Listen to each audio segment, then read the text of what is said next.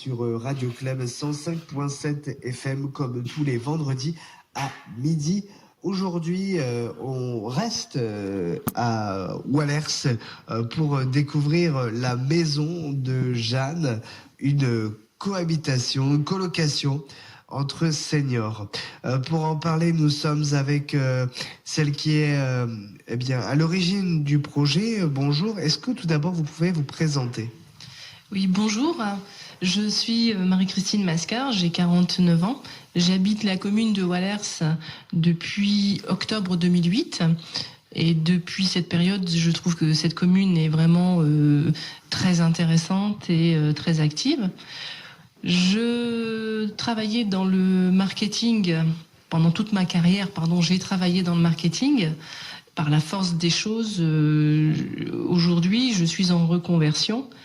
C'est pour moi l'occasion rêvée de faire aboutir un projet que j'ai en tête depuis très longtemps. Je vous explique tout simplement que j'ai vécu dans un milieu familial et dans la ferme où les clients passaient toute la journée et notamment des personnes âgées. Et mon rôle de petite fille était de les livrer de leurs commandes de beurre, d'œufs, de fromage.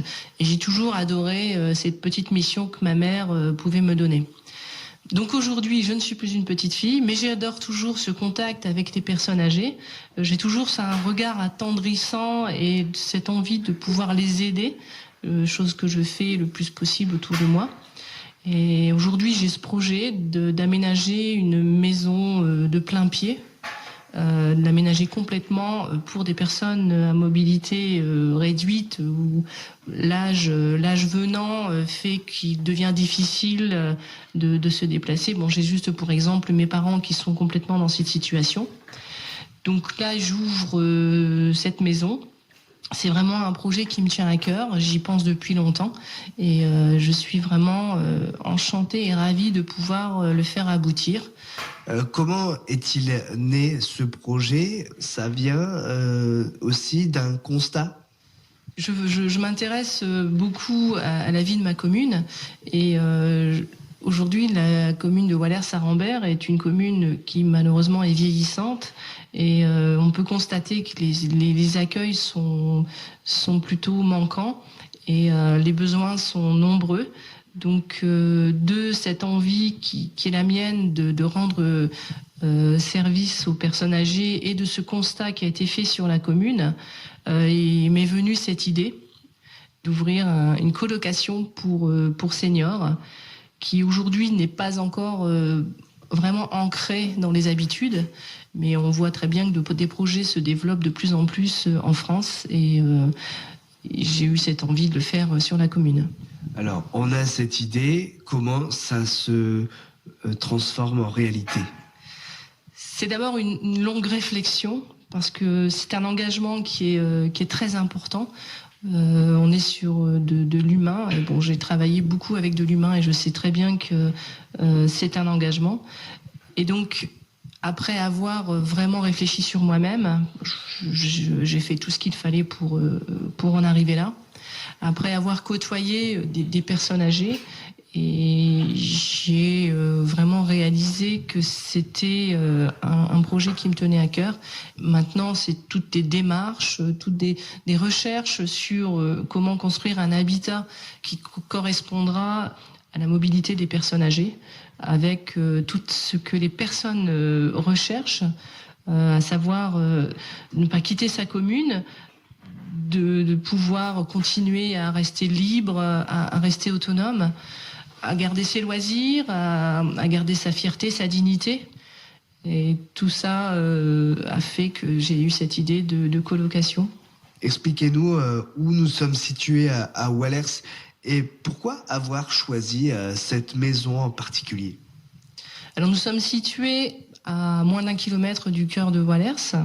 Donc il y a tout ce qu'il faut en termes de commerce, de primeurs, de pharmacie, de médecins, de kinés. Vous avez vraiment ici, à moins d'1 kilomètre, tout ce qu'il faut pour pouvoir vous soigner, vous nourrir.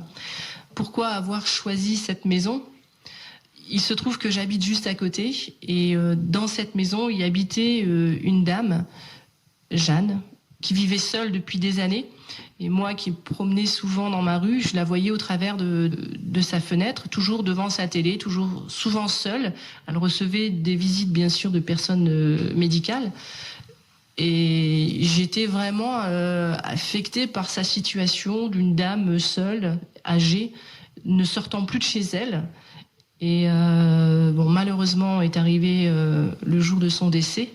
Et le hasard a fait que j'ai côtoyé sa famille et cette idée m'est venue de créer cette maison pour que l'isolement des personnes âgées n'y soit plus dans cette maison, parce qu'il y a une âme dans cette maison. Cette dame avait pour réputation d'être bienveillante, elle aimait cuisiner pour partager. Donc j'ai expliqué le projet à sa famille qui a été profondément touchée. Et aujourd'hui, cette maison s'appelle la Maison de Jeanne, en sa mémoire, pour que l'isolement des seniors soit, pour moi, un combat. On parle de cette colocation. Est-ce que vous pouvez nous parler de cette maison qui va donc accueillir prochainement des résidents, des personnes âgées? Comment va s'organiser cette maison? Est-ce que vous pouvez nous en parler? Déjà, la chose importante, il s'agit d'un plein pied. Donc, c'est une maison qui est bâtie sur un terrain qui fait 570 mètres carrés, entourée d'un beau jardin, d'un potager. La maison en elle-même fait 96 mètres carrés. Il y a 4 chambres d'un beau volume, allant de 11 mètres à 16 mètres carrés. Chaque chambre sera équipée d'un toilette et d'un lavabo. Il y aura également une grande salle de bain équipée d'une douche, d'une grande douche, une cuisine équipée où justement ce sera l'occasion d'y partager des moments d'échange de recettes et je compte bien aussi, pourquoi pas, apprendre beaucoup de choses. Et un séjour où on pourra à la fois profiter d'une télévision et d'une bibliothèque où je m'arrangerai pour faire une rotation régulière des livres. Justement, des livres, c'est important aussi d'amener la lecture. Vous m'en parliez lors de la visite, un échange aussi avec des livres, un échange de livres. Oui, je suis active dans le monde associatif. Il se trouve que j'adhère à un club qui échange des livres, parce que c'est vrai qu'une fois que le livre est lu, on le range et on ne le regarde plus, tandis que là, régulièrement, j'échangerai, je renouvellerai les livres de la bibliothèque que j'installe dans le séjour. Il y aura systématiquement à peu près 120 livres disponibles. Est-ce que vous avez aussi l'intention de créer des animations, des ateliers pour créer une cohésion aussi entre les résidents? Donc tout ça est bien sûr prévu. Je serai là pour mettre en relation toutes les animations qui sont faites dans la commune et avoisinant, auprès du CCAS par exemple. Je proposerai aux résidents des sorties. Maintenant, les résidents peuvent être forts de propositions également. Moi, je suis à l'écoute à leurs demandes. Donc oui, c'est prévu. Maintenant, il y aura également, pourquoi pas, des ateliers de cuisine. Tout est possible. Il suffit de le demander et ensuite on voit comment le réaliser. L'inauguration a lieu en avril. Est-ce que des résidents peuvent déjà candidater? Oui, bien sûr. Les travaux sont vraiment bien avancés, vous avez pu le voir.